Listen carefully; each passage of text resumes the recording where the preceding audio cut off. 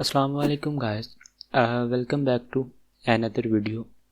So in today's video we are going to discuss about what is quantum computing and what is the use case of quantum computers, and we will also know about the history of quantum computers, then the difference between digital computers and quantum computers. And here we will be learn about the some basics of quantum computing, like what is qubits and what is superposition in quantum computers, and what is different between bits and qubits. Like in digital computer, you guys know we normally use bits like 0 1, and but in quantum computers we use qubits. Let's continue our video. What is quantum computer? First of all, we need to know about the history of computers. There are the three types of computer in this world. If we go back 1000 years ago, people need something for counting their profits and counting their sheep, fields and every single thing.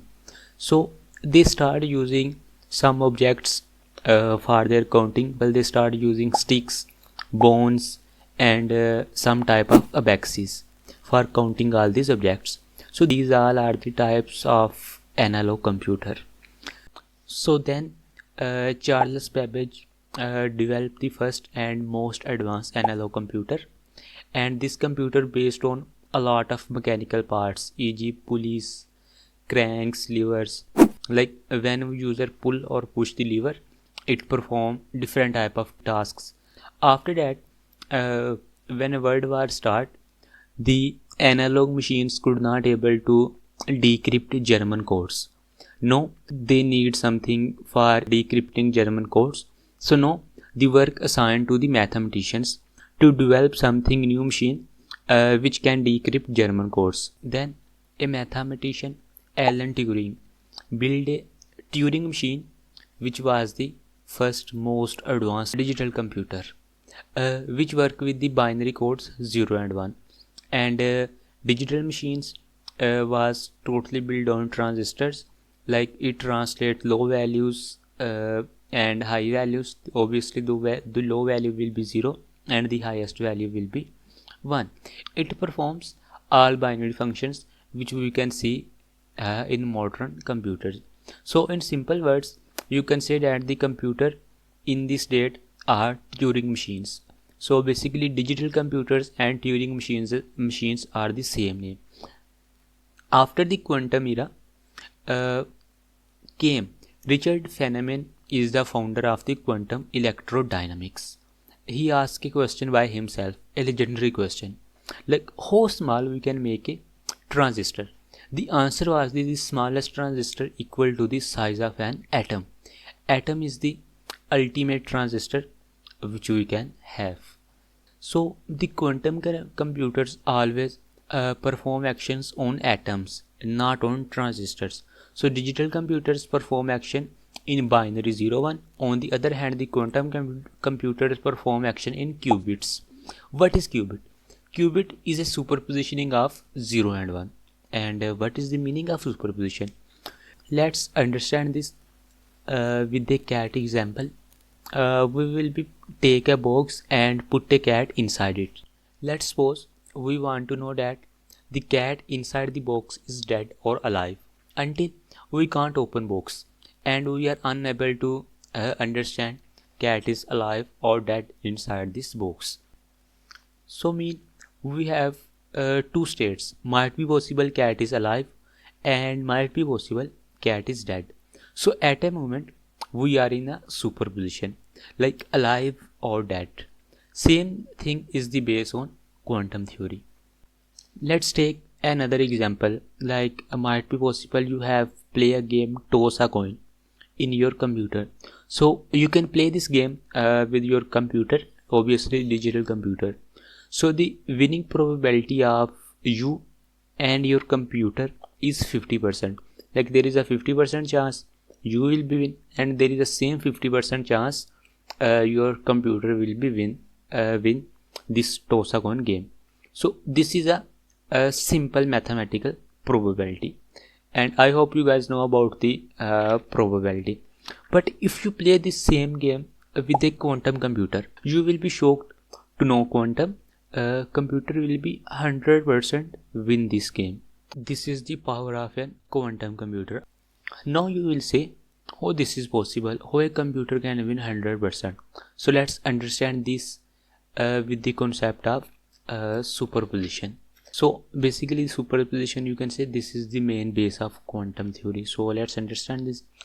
In a transistor we have 0 and 1, like only 2 points, but in superposition it can stay at any point between these 0 and 1.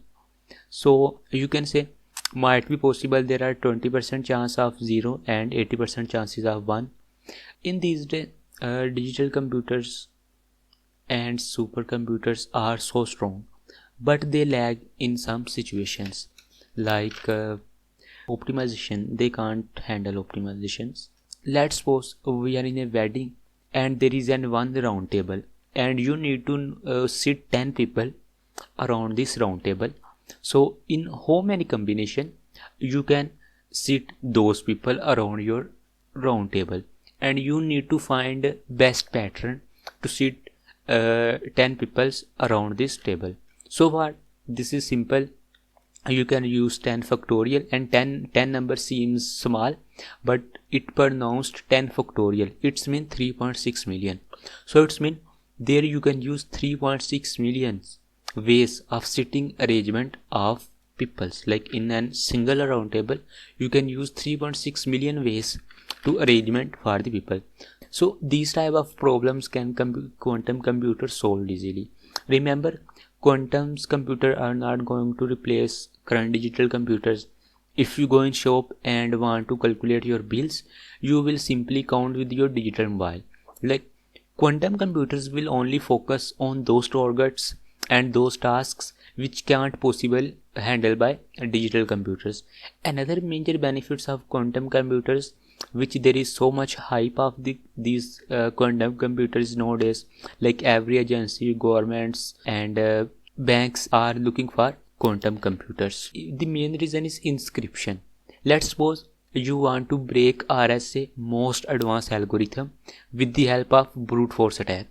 It will be takes years to break, but on the other hand a quantum computer will break the strongest algorithm within some hours. So this is why every government closely monitor companies who will be build this computer earlier.